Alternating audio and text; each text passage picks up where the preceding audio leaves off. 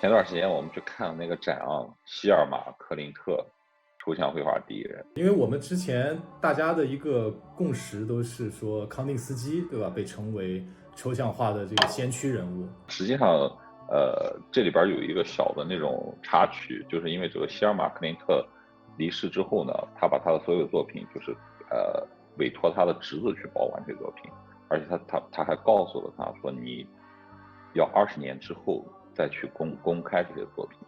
如果我们把这20年减掉的话，那他创作这些作品确实是在康定斯基之前。你看他那个展览上，他自己不也说嘛？他说：“我觉得我的很多创作就不是来自于这个时代的。”他好像出生在一个数学世家，然后最早的时候开始画那些植物的那种像百科全书一样那种绘画风格的那种植物的东西。这个画家可以说是一个自带体系的画家。你看他那些笔记、草稿，然后他好像都是有点像1+1=2得出来一个什么东西，而且它里边有一些固定的符号、固定的字母去代表一些意义。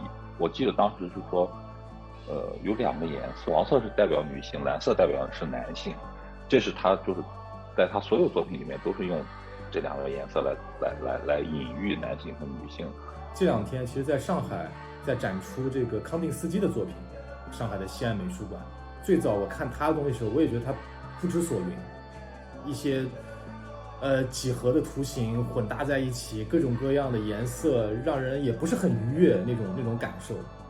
后来我才他的作品其实是表达一种他对音乐的一种理解。突然觉得说，怪不得我当时会觉得他的那些画怎么那么像音符在跳动。这康定斯基好像以前是个读法律的，他是个读经济的，从中年才开始学习绘画的。哎，其实我想到那个毕加索的一个采访，就是说，大家就说毕加索你画的这个是抽象画的，但毕加索他其实说我画的东西不是抽象，有一个界定，就是说什么是抽象画，就是说它这个东西不是基于一个具象的物体，然后创作出来的东西。就比方说，举个例子，毕加索他画的那些人物的肖像，它不是正常的结构的鼻子、眼睛，但它其实是基于一个正常人类的一个肖像去做的创作。其实你们发现吗？就大众走进美术馆看到这些艺术品，就特别是当代艺术或者是一些我们刚才提到这些抽象化的东西，基本上就是2个反应。第一个反应看不懂，第2个反应我也行。你比如说我们在看Fine Dining的时候，你出去吃饭，哎，这不就是一块肉吗？这不就是一块鱼吗？这不就一块海鲜吗？就跟你看一个抽象画说，这不就是一个色块、一个线条或者一堆泼墨？就是你从结果去看这个东西，这个东西并不复杂，但是你真正制作起来的话，那就是真的是很不一样。虽然我们挑战了一下那个Fine Dining，做出来看上去也有那么点意思啊，但是我觉得跟别人真正那种专业的结晶出来，就通过努力结晶那么多年出来的一些东西，差异还是非常大的。这些东西其实还可以引申到，比方说像音乐。举个例子，美国的有一位当代的音乐家叫做 John Cage， 他当时的一个经典的代表作就是叫4分33秒。他在现场做一个演出，他坐在钢琴前，就是一直静止了4分33秒。如果从结果去推导的话，这个东西谁都能做，对吧？但是他做出来那就意义非凡。为什么？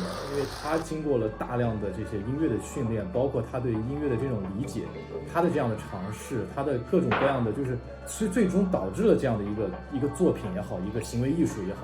对，而且就是好像在各个领域，就是你做出这种开天辟地的事情是非常有难度。艺术这个领域啊，这种例子真的是不胜枚举。像 Andy Warhol 这样的人，你像他创作的很多这些作品，同样也是的。我们套这个公式来看的话，你从结果来讨论，它这个东西真的是你不需要什么难度啊。但你要想想看，首先那个年代是没有 Photoshop， 其次他这样的一种想法，他在那个年代他为什么那么笃定的说我做的这个东西就是艺术？其实自信有时候就是这样一个东西，就是你如果真的先把自己说服了，就是你自己感知到了，哎，这个东西要成功了。其实我觉得这一切还是要回归到，就是你是不是真的在勤勤恳恳的在你的这个行业去深耕，不断的去实践，你在不断的去积累，你在不断的去思考，对吧？这是一个大的前提。